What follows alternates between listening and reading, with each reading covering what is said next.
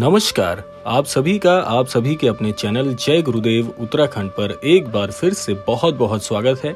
कामना करते हैं कि आप और आपके परिजन सभी स्वस्थ होंगे। इसी कामना के साथ आइए बढ़ते हैं आज के इस दिव्य क्रमांक की ओर। आज का ये संदेश उस आत्मा के लिए है जो बार बार सोचता है कि उसके परिवार में सब कुछ ठीक क्यों नहीं चल रहा है, क्यों एक के बाद एक मुसीबतें आ रही हैं, क्यों घर का सुख चैन उड़ गया है। नीम करौरी बाबा के वचन कहते हैं, जहां चालबाजों की परछाई पड़ जाए वहां शांति टिक नहीं सकती। इस वीडियो में तुम जानोगे उस इंसान के बारे में जो तेरे परिवार की जड़ें काटने में लगा है। सावधान हो जा, समय अब भी है। इसीलिए अगर ये क्रमांक तुझ तक भी पहुंचा है तो ये क्रमांक बन जाता है तेरे लिए बहुत ही महत्वपूर्ण, क्योंकि जानने को मिलेगा कि कौन है वो व्यक्ति जो तेरे परिवार की सुख और शांति को छीनने का प्रयास निरंतर कर रहा है। तो आइए बढ़ते हैं आज के इस दिव्य क्रमांक की ओर। सबसे पहले भाग में हम जानेंगे कि परिवार में बढ़ती अशांति क्यों है। बाबा कहते हैं, घर को जलाने वाला हमेशा बाहर नहीं होता, कभी कभी वो अपने ही अंदर बैठा होता है। पिछले कुछ महीनों से तेरे घर में लड़ाई झगड़े बढ़े हैं, भाई बहन में दूरी आ रही है, माँ बेटों की बातों में कड़वाहट बढ़ रही है और पिता की आंखों में चिंता छिपी नहीं रह रही। ऐसा लग रहा है जैसे कोई ताकत अंदर ही अंदर तेरे परिवार को तोड़ने की कोशिश लगातार कर रही है। नीम करौरी बाबा ने ऐसे ही हालातों के लिए कहा था कि जहां एक इंसान बार बार दूसरों को भड़काता है वहां परमात्मा की कृपा रुक सी जाती है।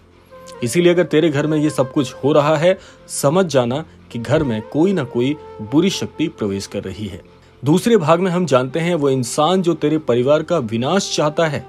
सोच, क्या तेरे आसपास कोई ऐसा है जो तेरे परिवार के सदस्यों से अलग अलग बातें करता है, जो माँ के सामने बेटे की शिकायत करता है और बेटे के सामने माँ के बारे में बुरा बोलता है।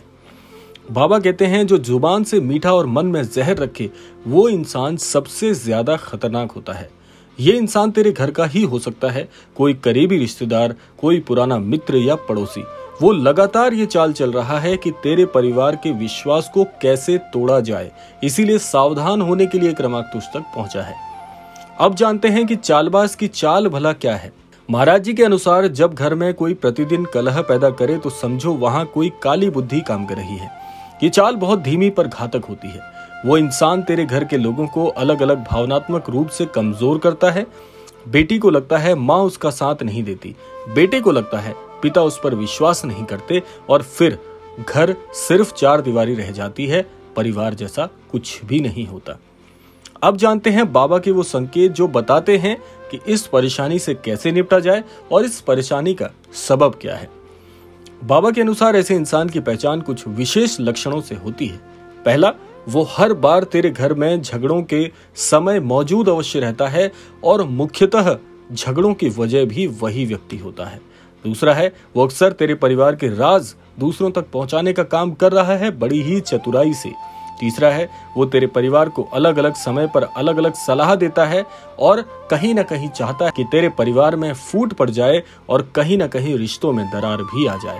और सबसे बड़ा संकेत, वो कभी नहीं चाहता कि सब एक साथ बैठकर बात करें। बाबा कहते हैं, जो सत्य से डरे वही झूठ की चादर उड़े हमेशा रहता है। अब तक तो आपने सुना परेशानियों के बारे में। इन परेशानियों से कहीं ना कहीं आप पहले से अवगत हैं और कहीं ना कहीं यहाँ तक क्रमांक को सुनने के बाद आप समझ भी गए होंगे यहाँ किस व्यक्ति के बारे में चर्चा हो रही है। लेकिन अब समय आ गया है समाधान जानने का। महाराज जी के अनुसार ऐसी परेशानी से कैसे निपटें, आइए अब जानते हैं। अब बात आती है समाधान की। बाबा का मार्गदर्शन कहता है कि सबसे पहला, राम नाम की शक्ति को पहचानिए।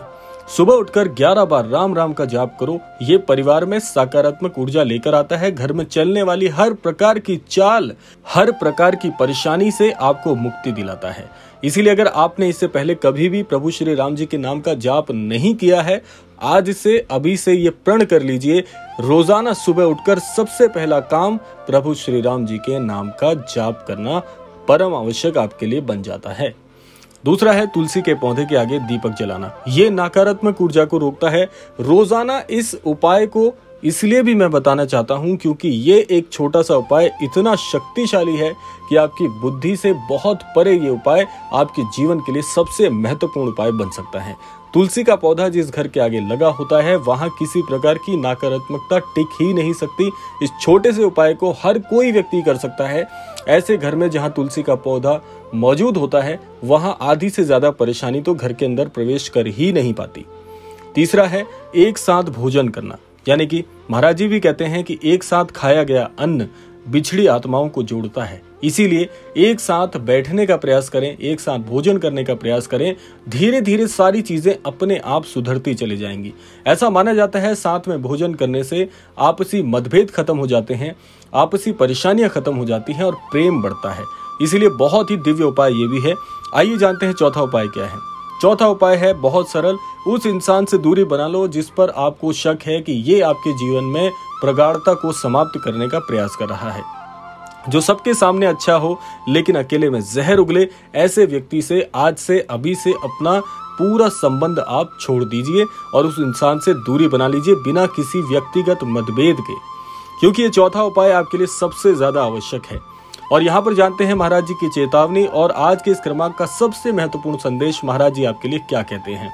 बाबा का वचन है, जो घर को बांटता है उसका कर्म उसी घर की राख में मिल जाता है। अब निर्णय तुझे लेना है, क्या तू उस इंसान को पहचानने के बाद भी अनदेखा करेगा या तू अपने परिवार को फिर से जोड़कर उस विनाशकारी शक्ति को बाहर निकालेगा। तेरे पास अभी भी समय है लेकिन बहुत कम है। बाबा कहते हैं सावधान, आत्मा ही परमात्मा की कृपा की पात्र बनती है। इसलिए ऐसे नकारात्मक लोगों से दूर होना आज से अभी से आपके लिए बहुत ही हितकर होगा। बाबा की कृपा की अनुभूति के लिए आपको समझना है कि आंखें बंद करके बाबा के चरणों में मन लगाकर प्रार्थना करें कि हे बाबा, जो तेरे मार्ग से भटक गया हूँ, मुझे फिर से अपने परिवार के प्रेम और सत्य के रास्ते पर लेकर आइए।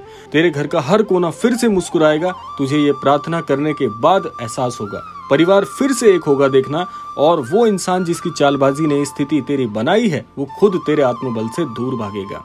अगर ये वीडियो तेरे अंतर मन को छू गया है तो इस वीडियो को साझा करना बिल्कुल मत भूलना, क्योंकि ऐसे बहुत से परिवार हैं जहां कोई ना कोई व्यक्ति परिवार को तोड़ने का प्रयास कर रहा है। हो सकता है कि तेरे एक वीडियो साझा करने से ऐसे कई परिवार बच जाएं। यही कामना करना चाहूंगा कि श्री महाराज जी सभी को सन्मति और सद्बुद्धि की प्राप्ति कराएं और इस संपूर्ण सृष्टि का, इस संपूर्ण लोक का कल्याण हो। इसी कामना के साथ समय आता है विदा लेने का। विदा लेने से पूर्व यही कहना चाहूंगा कि जो भी नए अनन्य दर्शक इस क्रमांक को देख रहे हैं, कृपया चैनल को सब्सक्राइब करके बेल आइकन को प्रेस कर लीजिएगा, ताकि इस प्रकार के महाराज जी से संबंधित वीडियोस आपको रोजाना सबसे पहले मिले और महाराज जी का आशीर्वाद आप पर और आपके परिवार पर बना रहे। इसी कामना के साथ विदा लेते हैं, मिलते हैं अगले क्रमांक में। तब तक के लिए जय श्री राम, जय गुरुदेव, जय उत्तराखंड।